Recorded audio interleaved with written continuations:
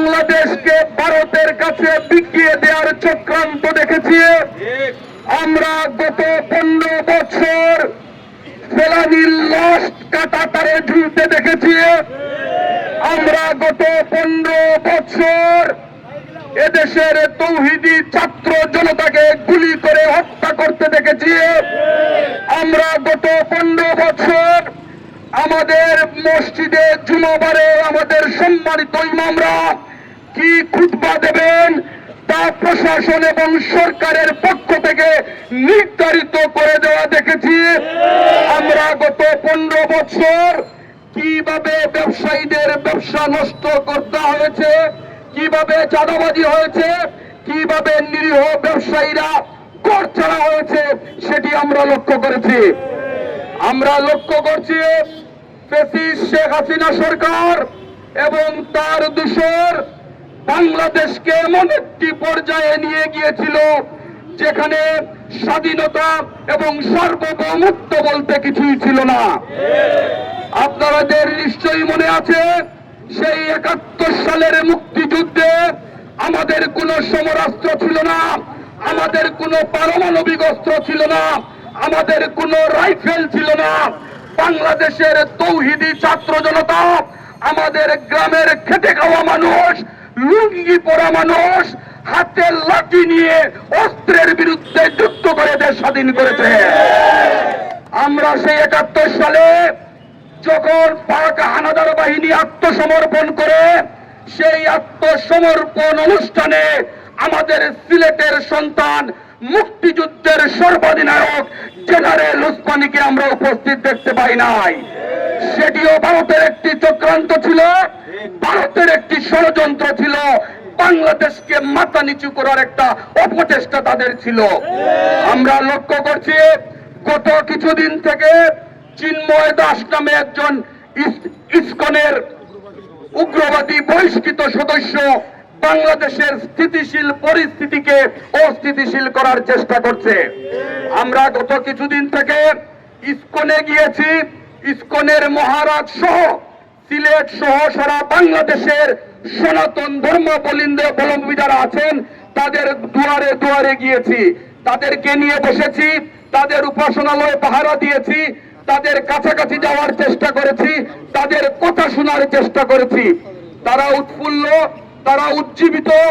গত কিছুদিন আগে সিলেটের পুলিশ কমিশনার মহোদয় একটি সভা ডেকেছিলেন, সেখানে ইসকনের মহারাজ উপস্থিত ছিলেন। মহারাজকে যখন বক্তব্য দেওয়ার জন্য বলা হয়েছিল, মহারাজ কোনো বক্তব্য দেননি, কিন্তু যে বক্তব্যটি উনি দিয়েছেন সেটি আমাদের হৃদয়কে নাড়া দিয়েছে। মহারাজ বলেছেন, এই দেশ আমার, এই মাটি আমার, এই সমাজ আমার, এই দেশের উপর যে সম্পদ সেই সম্পদ আমাদের, আমি এখানে কি বক্তব্য দেব? এই বক্তব্যই পরিষ্কার হয়ে গিয়েছে যে ইসকনের সাথে চিন্ময় দাসের কোনো সম্পর্ক নেই। চিন্ময় দাসের সম্পর্ক সেই ফ্যাসিস্ট শেখ হাসিনার দূষরদের সাথে। চিন্ময় দাসের সম্পর্ক আওয়ামী লীগের সেই নফেল সহ যারা আছে তাদের মদদে, তাদের পৃষ্ঠপোষকতায় এই চিন্ময় দাস চেষ্টা করেছিল বাংলাদেশে আবার শেখ হাসিনাকে প্রত্যাবর্তন করার পরিস্থিতি তৈরি করতে পারে কিনা, তাদের সেই আশায় গুড়েবালি হয়েছে। আমরা লক্ষ্য করেছি মায়ের চেয়ে মাসির দরদ বেশি, যেখানে সনাতন ধর্মাবলম্বীরা স্বতঃস্ফূর্ত ভাবে বলছেন যে আমরা ভালো আছি, আমরা বিগত যে কোনো সময়ের চেয়ে ভালো আছি, সেখানে কিছু উগ্রবাদী সদস্যরা, সরকারের দূষররা মায়া কান্না করছেন, পরিবেশ অস্থিতিশীল করার চেষ্টা করছেন। আমরা দুই একটা বিচ্ছিন্ন ঘটনা দেখেছি। আমরা পুলিশ প্রশাসনকে ধন্যবাদ দিতে যাই তাৎক্ষণিকভাবে তারা ব্যবস্থা নেয়ার, কিন্তু আমরা এও জানি প্রশাসনের ভিতরে সেই ফ্যাসিস্ট সরকারের প্রেতাত্মারা এখনো রয়ে গেছে, যারা প্রতিনিয়ত বাংলাদেশকে অস্থিতিশীল করার চক্রান্তে লিপ্ত আছে। সুতরাং সম্মানিত ব্যবসায়ী ভাইরা, সম্মানিত আলিম উলামা যারা আছেন এই পবিত্র নগরীর, আমরা সম্মানিত নাগরিক বৃন্দ যারা আছেন, আমাদেরকে সতর্ক থাকতে হবে। সতর্ক থাকতে হবে কারণ গত 5ই আগস্টের আগে আপনার ভাইকে হত্যা করা হয়েছে। কারণ গত 5ই আগস্টের আগে আপনার মা বোনের ইজ্জত নষ্ট করা হয়েছে।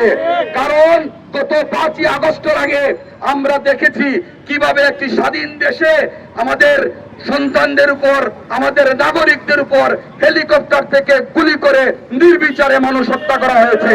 আমরা দেখেছি কিভাবে আমাদের মেধাবী নেতাদেরকে ধরে নিয়ে খুন করা হয়েছে। সুতরাং আমরা যে বাংলাদেশ অর্জন করেছি, যে স্বাধীনতা, যে গণতন্ত্র আমরা পেয়েছি, সেটা যদি কেউ নস্যাৎ করার চেষ্টা করে, ইনশাআল্লাহ 71 সালে যেভাবে বন্দুক গর্জে উঠেছিল, 5ই আগস্টের আগে ছাত্র জনতা যেভাবে পুলিশের গুলিকে উপেক্ষা করে রাজপথে তাজা রক্ত ঢেলে দিয়েছিল, এদেশের স্বাধীনতা এবং সার্বভৌমত্ব রক্ষার জন্য প্রয়োজনীয় বাংলার দামাল ছেলেরা আবারও রাজপথে রক্ত দেবে।